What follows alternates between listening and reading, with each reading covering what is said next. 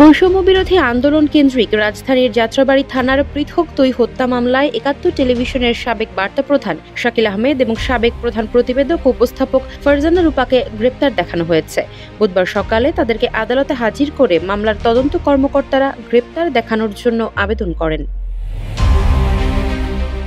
শুনানির এক পর্যায়ে ফারজানা রূপা আদালতের অনুমতি নিয়ে কথা বলতে চান। এ সময় আদালতের উদ্দেশ্যে তিনি বলেন, আমার পক্ষ থেকে কথা বলার জন্য আইনজীবী নেই, আমি কি আমার জামিনের পক্ষে কথা বলতে পারবো? এ সময় বিচারক বলেন, এখানে শোন অ্যারেস্ট দেখানো হচ্ছে, জামিনের শুনানি হচ্ছে না। এরপর ফারজানা রূপা বলেন, মামলা তো ডজন খানেক গড়াচ্ছে, আমি একজন সাংবাদিক, আমাকে ফাঁসানোর জন্য একটা হত্যা মামলাই যথেষ্ট।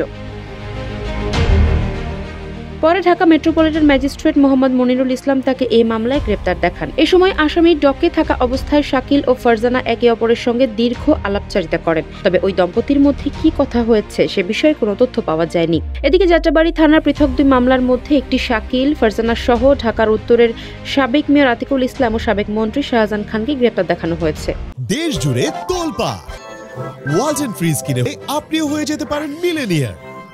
এর আগে নিজের ও স্বামী সাংবাদিক শাকিল আহমেদের বিরুদ্ধে হত্যা মামলা দেওয়া এবং সে মামলায় রিমান্ডে নেওয়া নিয়ে কেন হয়রানি করা হচ্ছে আদালতে সে প্রশ্ন তুলেছিলেন সাংবাদিক ফারজানা রূপা।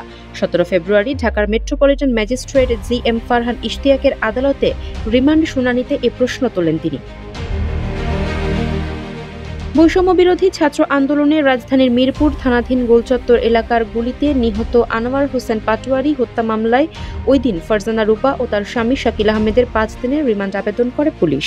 মামলার তদন্তকারী কর্মকর্তা পুলিশের অপরাধ শাখার পরিদর্শক নাসির উদ্দিন সরকার তাদের রিমান্ড আবেদন করেন। ওই দিন রাষ্ট্রপক্ষে ঢাকা মহানগর public prosecutor Omar Faruki remand মঞ্জুরের পক্ষে শুনানিতে বলেন, তারা আন্দোলনের সময় উস্কানি দিয়েছে, স্বৈরাচার হাসিনাকে স্বৈরাচার বানাতে সহযোগিতা করেছে, তাদের রিমান্ডে নিয়ে জিজ্ঞাসাবাদ করা প্রয়োজন। এরপর ফারজানা রূপা আদালতের কাছে কিছু বলার অনুমতি চান। আদালত অনুমতি দেওয়ার পর তিনি বলেন, রাষ্ট্রপক্ষ যেভাবে উস্কানি দেওয়ার কথা বলছে তাহলে আমাকে সেই উস্কানি দেওয়ার জন্য মামলা দেওয়া হোক। একের পর এক হত্যা মামলা দেওয়া হয়েছে, রিমান্ডে নেওয়া হচ্ছে। হত্যা মামলা দিয়ে কেন হয়রানি করা হচ্ছে এমন প্রশ্ন রাখেন তিনি। ৬ মাস ধরে কারাগারে রয়েছেন জানিয়ে বলেন, আগে ৯ দিনের রিমান্ডে ছিলেন, শাকিলও ছিল। তারা শুনেছেন হত্যা মামলায় আসামিকে ঘটনাস্থলে থাকতে হয়, তিনি তো ঘটনাস্থলে ছিলেন না, কথা বলার জন্য হত্যা মামলা দেওয়া হচ্ছে, তিনি এর বিচার দাবি করেন।